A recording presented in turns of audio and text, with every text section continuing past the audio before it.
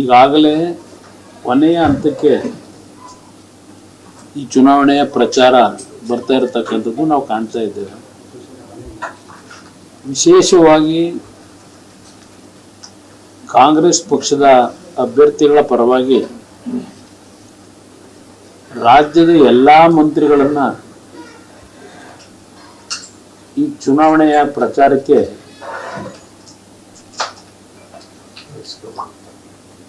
ಇವತ್ತು ಡೆಪ್ಯೂಟ್ ಮಾಡಿರ್ತಕ್ಕಂಥದ್ದೇನಿದೆ, ಬೆಂಗಳೂರು ನಗರದ ವಿಧಾನಸೌಧ ಸಂಪೂರ್ಣ ಖಾಲಿ ಇದೆ. ನಾನು ಅವ್ರನ್ನ ಡೆಪ್ಯೂಟ್ ಮಾಡಿರ್ತಕ್ಕಂಥದ್ದಕ್ಕೆ ಟೀಕೆ ಮಾಡ್ಲಿಕ್ಕೆ ಹೋಗೋದಿಲ್ಲ. ಆದರೆ ಒಂದು ರಾಜ್ಯದ ಮುಖ್ಯಮಂತ್ರಿಗಳು ಈ ರಾಜ್ಯ ಸುಭಿಕ್ಷವಾಗಿ ಇರ್ತಕ್ಕಂಥದ್ದಕ್ಕೆ ಅವರ ಸರ್ಕಾರದ ಸಾಧನೆಗಳ ಬಗ್ಗೆ ಹೇಳ್ತಾ ಹೋಗ್ತಾ ಇದ್ದಾರೆ. ಯಾವ ಸಾಧನೆಗಳ ಬಗ್ಗೆ ಹೇಳ್ತಾ ಇದ್ದಾರೆ? ಒಂದು ಗ್ಯಾರಂಟಿ ಸ್ಕೀಮ್ಗಳು ಕೊಟ್ಟಿರ್ತಕ್ಕಂಥದ್ದು. ಕೇಂದ್ರದಿಂದ ದೆಹಲಿ ಹೈಕಮಾಂಡ್ನ ಉಸ್ತುವಾರಿ ಕಾರ್ಯದರ್ಶಿಗಳು ಸಹ ಇಲ್ಲೇ ಠಿಕಾಣೆ ಹೂಡಿದ್ದಾರೆ. ನೋಡದೆ ಅವರ ಹೇಳಿಕೆಗಳು. ಒಂದು ಅವರು ಪದೇ ಪದೇ ಹೇಳ್ತಕ್ಕಂಥ 138 ವರ್ಷದ ಇತಿಹಾಸದ ಪಕ್ಷ ನಮ್ಮದು, ನಮ್ಮಲ್ಲಿ ಹಲವಾರು ರೀತಿಯ ಕಮಿಟ್ಮೆಂಟ್ ಇರ್ತಕ್ಕಂಥದ್ದು ಅಂತಕ್ಕಂಥ ಬಾರಣ ಪದೇ ಪದೇ ಹೇಳೋದನ್ನು ನೋಡಿದ್ದೇನೆ. ಯಾವ ಕಮಿಟ್ಮೆಂಟ್ಗಳಿದೆ ಅವರಿಗೆ? ರಾಜ್ಯದ ಮುಖ್ಯಮಂತ್ರಿಗಳು ಸಹ ಪದೇ ಪದೇ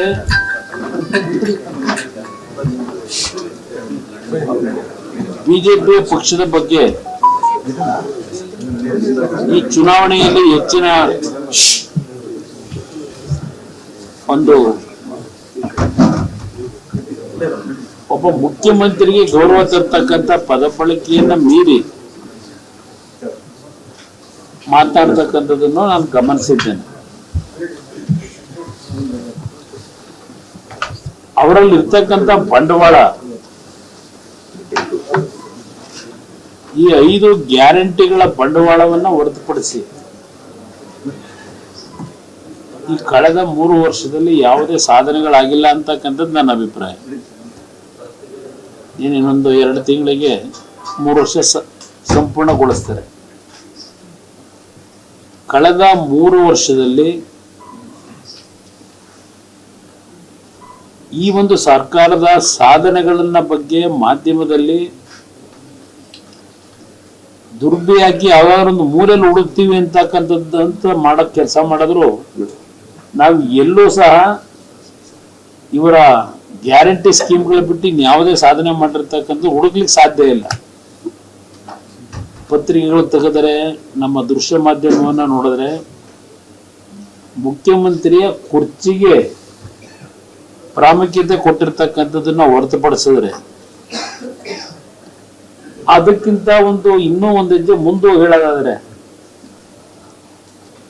ಹಲವಾರು ರೀತಿಯ ಭ್ರಷ್ಟಾಚಾರಕ್ಕೆ ಪ್ರೇರೇಪಣೆ ಕೊಟ್ಟಿರ್ತಕ್ಕಂಥ ಘಟನೆಗಳನ್ನ ನಾವು ಇವತ್ತು ಕಾಣ್ತಾ ಇದ್ದೇವೆ. 5ನೇ ವರ್ಗದ ನಾಯಕ ನಾನು. 5ನೇ ವರ್ಗದ ಜನತೆಗೆ ದೊಡ್ಡ ಕೊಡುಗೆ ಕೊಟ್ಟಿದ್ದೇವೆ ಅಂತ ಹೇಳ್ತಾರೆ. ಸಂಘಟನೆಯಲ್ಲಿ ನಾನು ನಾಯಕತ್ವ ವಹಿಸಿದ್ದೇನೆ ಅಂತ ಹೇಳಿ ಯಾವೊಂದು ವಾಲ್ಮೀಕಿ ನಿಗಮದ್ದೇ ನಾವು ಹೇಳೋದಾದ್ರೆ ಅಲ್ಲಿ ಲೂಟಿ ಆಗಿರೋದನ್ನ ಮುಖ್ಯಮಂತ್ರಿಗಳೇ ಒಪ್ಪುತ್ತಾರೆ ಸದನದಲ್ಲಿ. ನೀವು ಹೇಳದಷ್ಟು ದುಡ್ಡು ಹೊಡೆದಿಲ್ಲ, ಆದ್ರೂ ದುಡ್ಡು ಹೊಡೆದಿದ್ದೀವಿ ಅಂತಾರೆ. ಇದು ಮುಖ್ಯಮಂತ್ರಿಗಳು ಹೇಳೋದಲ್ಲ, ವಿರೋಧ ಪಕ್ಷಗಳು ಹೇಳ್ತಾ ಇಲ್ಲ. ನಾವು ಇವತ್ತು ಬಡವರಿಗೆ ಕೊಡ್ತಕ್ಕಂಥ ಗಂಗಾ ಕಲ್ಯಾಣ ಯೋಜನೆ ದೇವರಾಜರ್ಸು ನಿಗಮದಲ್ಲಿ ಅಲ್ಲೂ ಸಹ ಲೂಟಿ ಆಗಿದೆ. ಕೊಡದೆ 2-3 ಗಂಗಾ ಕಲ್ಯಾಣ ಯೋಜನೆ ಅದನ್ನೂ ಲೂಟಿ ಮಾಡ್ಕೊಂಡು ಹೊರಟಿದ್ದಾರೆ ಅಂದ್ರೆ ಉಳಿಸಿರೋದೇನು ಇವರು? ಇನ್ನ ಪದೇ ಪದೇ ಮುಖ್ಯಮಂತ್ರಿಗಳು ಹೇಳೋರು, ಕುಮಾರಸ್ವಾಮಿನ ನಾವು ಮುಖ್ಯಮಂತ್ರಿ ಮಾಡಿದ್ದು ಯಾವೊಂದು ಸಾಮಾಜಿಕ ನ್ಯಾಯ, ಶೈಕ್ಷಣಿಕ ನ್ಯಾಯ ಕೊಡಬೇಕು ಅಂತ ಹೇಳಿ ಕಾಂತರಾಜು ಹೆಸರಿನಲ್ಲಿ ಒಂದು ಕಮಿಟಿ ಮಾಡಿದ್ರಲ್ಲ, ಆ ಕಮಿಟಿ ವರದಿಯನ್ನ ಕುಮಾರಸ್ವಾಮಿ ತಡೆ ಹಿಡಿದ್ಬಿಟ್ಟ. ಇದನ್ನು ನನ್ನ ಮೇಲೆ ನಿರಂತರವಾಗಿ ಆಪಾದನೆ ಮಾಡಿದ್ರು. ನಾನು ಈ ರಾಜ್ಯದ ಮುಖ್ಯಮಂತ್ರಿ ಕೇಳ್ತೇನೆ, ಈಗ ಕಾಂತರಾಜು ವರದಿ, ಅದ್ರ ಜೊತೆಗೆ ಇನ್ನೊಬ್ರು ಜಯಪ್ರಕಾಶ್ ಹೆಗಡೆ ಅವರು ಕೊಟ್ಟಂತ ವರದಿಯನ್ನ ಸ್ವೀಕಾರ ಮಾಡಿ ಎಷ್ಟು ತಿಂಗಳು ಎಷ್ಟು ವರ್ಷ ಆಗಿದೆ. ಈಗ ಯಾತಕ್ಕಿನ್ನೂ ಅದನ್ನ ಕೋಲ್ಡ್ ಸ್ಟೋರೇಜಲ್ಲಿ ಇಟ್ಕೊಂಡಿದ್ದೀರಿ? ಯಾಕೆ ನೀವಿನ್ನು ಅದನ್ನ ಬಿಡುಗಡೆ ಮಾಡಿ? ಇವತ್ತು ಈ ರಾಜ್ಯದಲ್ಲಿ ಇರ್ತಕ್ಕಂಥ ಹಲವಾರು ಸಮಾಜಕ್ಕೆ ನ್ಯಾಯ ಕೊಡ್ತಕ್ಕಂಥ ನಾಯಕ ನಾನೇ ಅಂತಕ್ಕಂಥದನ್ನ ಪದೇ ಪದೇ ನೀವೇ ಬೆಂತಟ್ಕೊಂಡು ಹೇಳ್ತೀನಿ. ಯಾತಕ್ಕೆ ಇನ್ನೂ ನೀವು ಇಂಪ್ಲಿಮೆಂಟ್ ಮಾಡ್ಲಿಕ್ಕೆ ಆಗಲಿಲ್ಲ?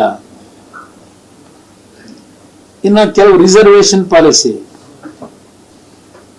ಒಳ ಮೀಸಲಾತಿ ವಿಷಯದಲ್ಲಿ ಈಗಾಗಲೇ ಬೀದಿಲಿ ಹಲವಾರು ಪ್ರತಿಭಟನೆಗಳು ನಡೀತಾ ಇದೆ. ಯಾತಕ್ಕೆ ಮೌನವಾಗಿದ್ದೀರಿ? ಇಲ್ಲಿ ನೀವು ಗ್ಯಾರಂಟಿ ಸ್ಕೀಮ್ ಒಂದ್ ಕಡೆ ಇಟ್ಕೊಂಡ್ಬಿಡಿ. ಅದೇನು ಅದೇನು ದೊಡ್ಡ ಸಾಧನೆ ಅಂತ ಹೇಳಲ್ಲ. ಈ ರಾಜ್ಯದಲ್ಲಿ ಸ್ವಾತಂತ್ರ್ಯ ಬಂದ ನಂತರ ಅತ್ಯಂತ ತುಳಿತಕ್ಕೆ ಒಳಗಾಗಿರ್ತಕ್ಕಂಥ ಶೋಷಿತ ವರ್ಗಗಳ ಒಂದು ಆರ್ಥಿಕ ನೆರವನ್ನ ಕೊಡ್ತಕ್ಕಂಥದ್ದು, ಆ ಕುಟುಂಬಗಳನ್ನ ಮೇಲೆತ್ತಕ್ಕಂಥದ್ದಕ್ಕೆ ಹಲವಾರು ಯೋಜನೆಗಳನ್ನ ಹಲವಾರು ಸರ್ಕಾರಗಳು ಒಂದಲ್ಲ ಒಂದು ರೀತಿಯಲ್ಲಿ ತಂದಿದ್ದಾರೆ. ಬೇಕಾದ ಸ್ಕೀಮ್ಗಳನ್ನ ನಾವು ತಂದಿದ್ದೇವೆ ಈ ದೇಶದಲ್ಲಿ. ಆ ಸ್ವಾತಂತ್ರ್ಯ ಬಂದ ನಂತರ ತಂದಿದ್ದಾರೆ. ಇದೇನು ನೀವು ಅದನ್ನ ಯಾರು ಮಾಡದೇ ಇರೋ ಕಾರ್ಯಕ್ರಮ? ಏನೋ ಕರ್ನಾಟಕದ 5 ಗ್ಯಾರಂಟಿ ಈ ವಿಶ್ವದಲ್ಲೇ ಮಾದರಿ ಆಗ್ಬಿಟ್ಟಿದೆ ಅಂತ. ಈ 5 ಗ್ಯಾರಂಟಿ ಏನಿದೆ, ಯಾವ ರೀತಿಯಲ್ಲಿ ಕೊಟ್ಟಿದ್ದೀರಿ?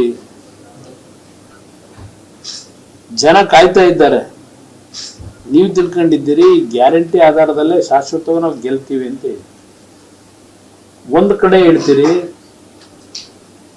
ನಮ್ಮ ರಾಜ್ಯ, ಈ ರಾಜ್ಯದಲ್ಲಿ ಇರ್ತಕ್ಕಂಥ ಪ್ರತಿ ಕುಟುಂಬದ ಆದಾಯದಲ್ಲಿ ದೇಶದಲ್ಲೇ 2ನೇ ಸ್ಥಾನದಲ್ಲಿ ಇದ್ದೇವೆ.